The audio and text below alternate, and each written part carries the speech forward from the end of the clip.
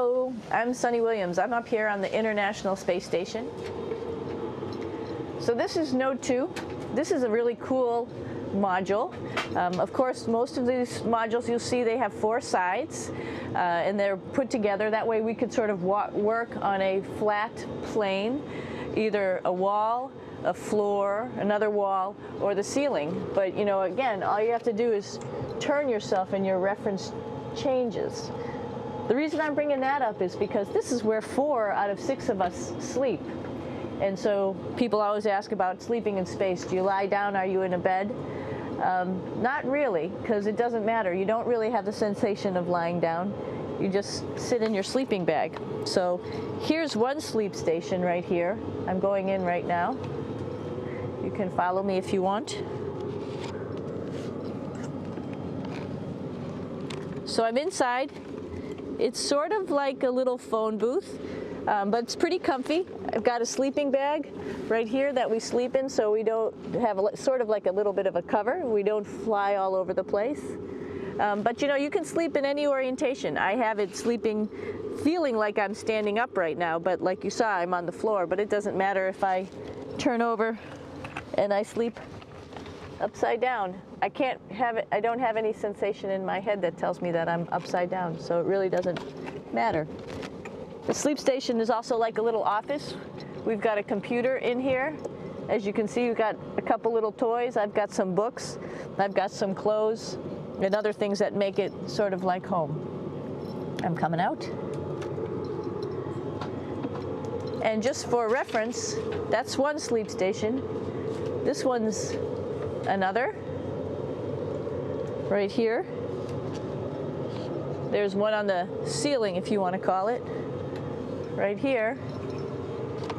And then there's a 4th on the other wall over here. So all of us sleep in a little bit of a circle. All right, come on back. There's more to show you.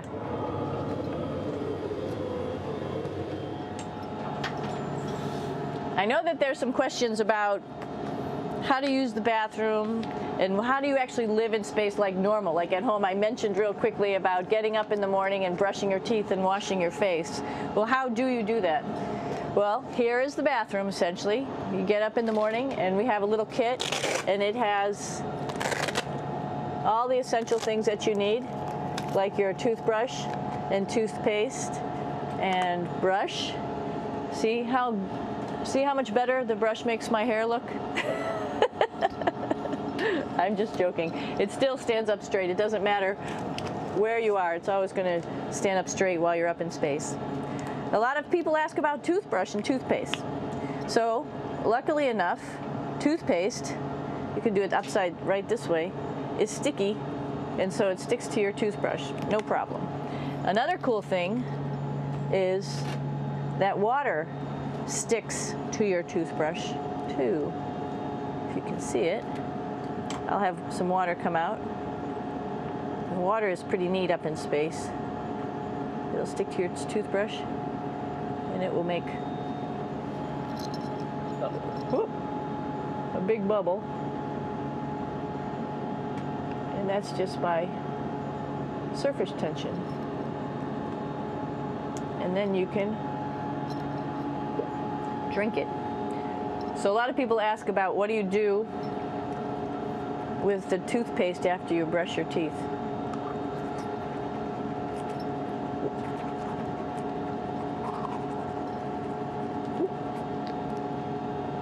Two options. Swallow it, and it's sort of like mouthwash, but it tastes a little gross. Or you can just spit it out in a paper towel, and then you don't have to worry about it. Swallowing thing I wouldn't recommend at home. I'm only up here for 4 months, so it's not that bad. One of the most pressing questions about living in space, of course, is the bathroom. So let's take a look at that little piece of work. Come on in.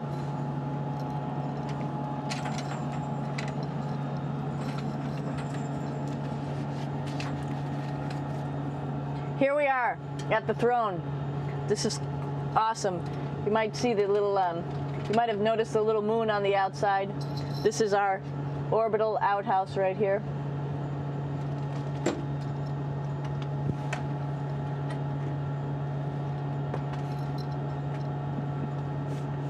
And of course, it serves for two functions.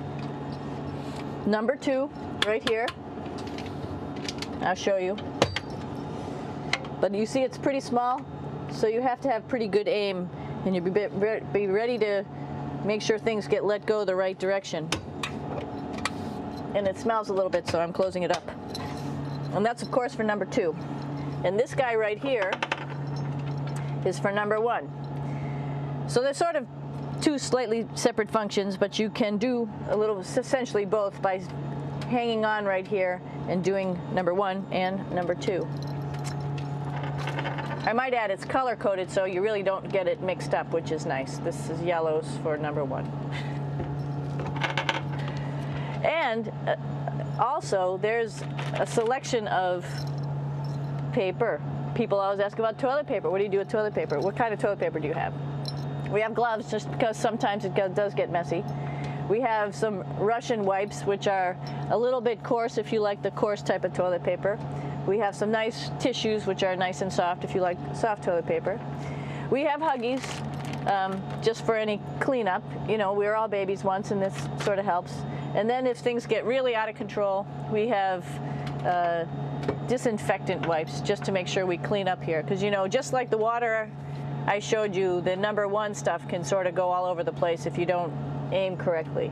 And did I mention both of these have a little bit of suction, so they should keep things going in the right direction. But like I said, sometimes things get a little out of control if you are out of control yourself flying around. So we have lots of protective stuff. And of course, you do have your privacy. There's a little door, so other people know that you're in there. Here's a pretty cool place. This is sort of like in your house where everybody meets in the morning. After you wash your face, brush your teeth, you want to find something for breakfast. And this is our kitchen. You might notice there's all sorts of foods here. It's like opening the refrigerator. You got all your different stuff that you want to have: drinks, meats, eggs, vegetables, cereals, bread, snacks.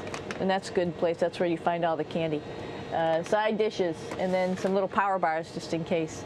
So we have all this type of food. Some of it is dehydrated, and so we have to hydrate it, fill it up with water. Some of it is already made, and then all we have to do is heat it up. So something like this, I'm pulling out barbecued beef brisket.